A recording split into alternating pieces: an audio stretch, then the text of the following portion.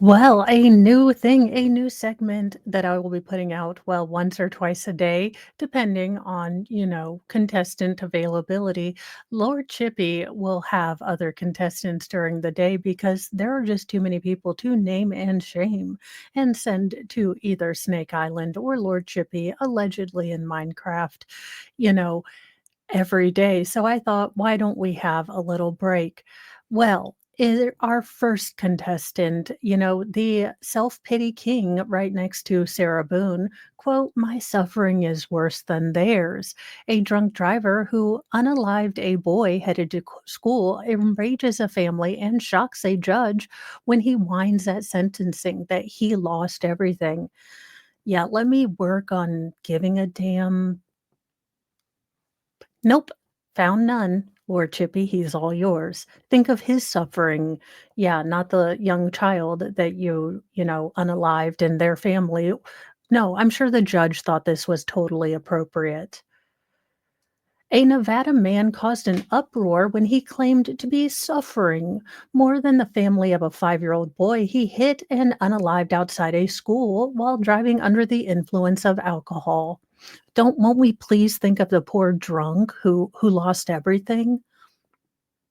I mean, excuse me while I, try to think of things more useful to humanity, like, I don't know, a Cato Kalin school, for, renters of crime. Let's see, Gloria Estefan speaking, teaching about the Miami Beat Machine. I don't care. None of this is important, but let's think about his, suffering. Guillermo Chochi Senoba, 47, was sentenced to between 5 and 12 and a half years for, the death of Kamari Jordan Wolf, records show. Now, Kamari's mother had dropped the boy known as KK off at North Las Vegas or Las Vegas School around 7 a.m. on October 6, 2023, when Sanuba drove his work van around cars in the school's drop-off area and hit him.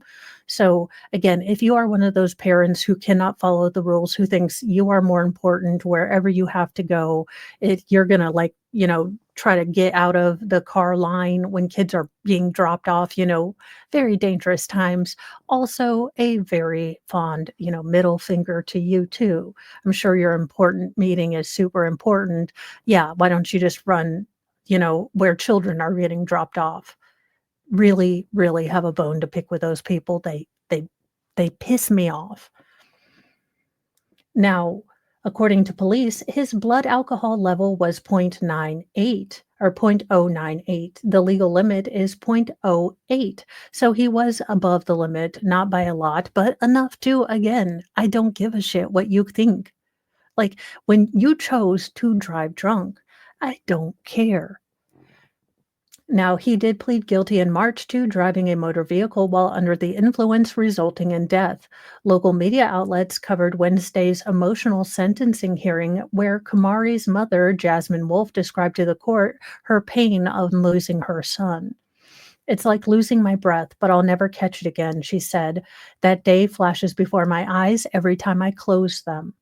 Now, Seneba's statement on his own behalf was apparently a rambling screed of remorseless self-pity and boohoo whining, crying, and "won't you please think of the real victim, the guy who ran someone over." Again, went about as well as Sarah Boone's, "I am golden and I forgive you" kind of screed. Now, Sandoval, speaking through a Spanish translator, caused outrage when he described his life since the death of Kamari. That Peterson retorted that she was a Paul. "I cannot even believe what you just said," the judge exclaimed. "He needs to understand that this is not the time and place to try to tell this court why he's suffering." Now, the defense attorney suggested that his words might have gotten lost in translation. No, I'm pretty sure asshole is, understandable in all languages. Now, Seneba also tried to unsuccessfully show a diagram of the accident and insists that if he had seen Kamari, he would not have hit him. Had you not jumped out of line in the line of cars and been impatient, this never would have happened, Judge Peterson scolded the man. I've seen the video. I don't need a picture. I'm glad this judge was taking it back and just like showing her appalledness because Chippy would have been outside. Like, just no.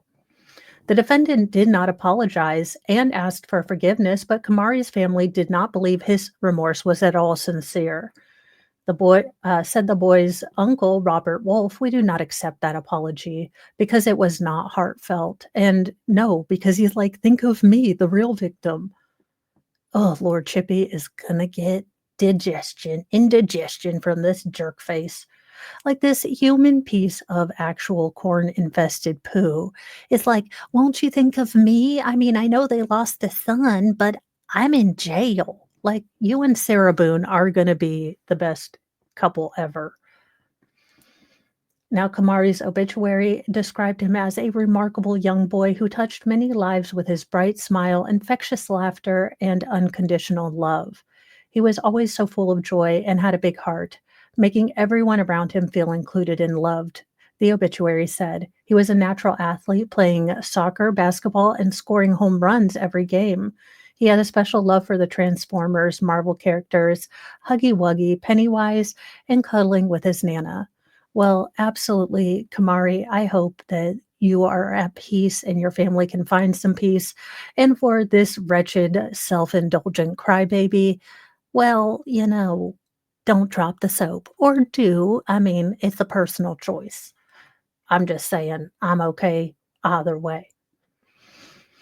Now we've got another one. It looks like a judge. There are several judges behaving badly. I guess I'm done for a while. A judge who texted court clerk, I won't be in after unaliving his wife, hugs his son after he was found guilty. I mean, who knew? But apparently murder is illegal even if you're a judge. Who'da thunk? A 74-year-old Superior Court judge in California was convicted of second-degree murder this week following a mistrial in March for unaliving his wife in their home after a, quote, drunken argument over money, end quote. I mean, that Coles cash can get hard to explain. With prosecutors saying that he confessed to the fatal shooting in a text to his court clerk and bailiff just minutes after he had done it. Now, County Superior Court Judge Jeffrey Ferguson was found guilty Tuesday after 7 hours of jury deliberation over 2 days, according to local ABC affiliate KABC. Prosecutors announced his conviction in a press release describing how Ferguson was arrested in August 2023 after his 22-year-old son, Philip Ferguson, called 911 and reported that his mother had been shot. Now, Philip said that Ferguson opened fire on his then wife of 27 years, Sherry, 65, after she told him, "Why don't you point a real force multiplier at me?" Again, don't tempt people when they have real or fake force multipliers in their hands. Not that, you should have a fake force multiplier in your hand at your house. Don't point force multipliers at other people. Could think that a judge would know that, but apparently not. Now, the statement came after Ferguson simulated pointing a force multiplier at her during a argument at dinner while they were at a nearby Mexican restaurant. Quote, instead of rendering aid to his wife, Cheryl, after shooting her as they sat in their living room watching TV, Judge Jeffrey Ferguson, then 72, went outside and texted his court bailiff and, clerk. Well, I mean, I guess you have to put it on the record for the record as per Daryl Brooks. I just lost it. I just shot my wife, Ferguson told his clerk and bailiff. I won't be in tomorrow. I'll be in custody. I'm so sorry. I mean, I guess that's a resignation letter of a source. After his verdict was read, Ferguson reportedly asked permission to hug and say goodbye to his son, Philip. It's okay, he told him, according to KABC. Be strong. Now, as previously reported on Law and Crime, Ferguson used a loaded .40 caliber pistol, which he pulled from an ankle holster, to shoot his wife point blank in the chest. So, an ankle holster. Now, his lawyer, Paul Meyer, told Law and Crime earlier this year that the incident was an accident and nothing more. Well, when you fully intentionally go into your ankle holster, pull up a 40 cal, and shoot someone in the chest area, I don't know how that can be an accident. I mean, unless you got, like, stung by a bee on your foot, Amber Heard, and then you I mean, I don't know. I guess whatever story he was trying to tell about the accidentality of this, what or unintentional of it futuristically didn't work as well as he planned. Again, Sarah Boone is not a person for whom we should take life lessons from. Unintentionally is not a legal concept, just throwing it out there, but there you go. Now, Ferguson's first trial ended with jurors failing to reach a unanimous verdict. His son testified at the second trial and described how a rift over paternity of his older brother from years earlier had caused problems between the couple. So this was not, maybe just a fight over money. This had been a troubled marriage for a while. And he recalled the moment he found out about his mom. Quote, next thing I did was jump over the edge of the couch to get the force multiplier from my dad. Philip Ferguson testified according to the Daily Journal. Now, describing his dad's behavior that night after the fight and how he wanted to make things right, Philip said he wasn't raising his voice at her, he was apologizing. Now, when patrol officers did make contact with Ferguson, he was still wearing the empty ankle holster and had asked patrol officers to unalive him. According to court documents obtained by Law and Crime, he was slurring a lot of his words. He did smell strongly of alcohol, so there you go. Now, Ferguson was also captured on body camera making obscenity-laced statements, including "F, what the F did I? Well, I guess I'm done for a while. S." I mean, if there's any time to pull an F or an S word out, it would probably be after you done, sent yourself to the clink for the rest of your life and unalived your wife for whatever reason. Now, during the search of his home, police found 47 force multipliers, long form, short form, hand form, and over 26,000 rounds of ammunition, all legally owned. Now, Ferguson was a former member of the U.S. Navy and started his legal career as a deputy district attorney for Orange County District Attorney's Office, where he had spent over 30 years. Now, before his arrest, Ferguson was assigned to handle preliminary, hearing felony calendar cases in Orange County. He served as a judge since 2015 and was previously named the prosecutor of the year 4 times in a row by the Orange County Narcotics Officers Association.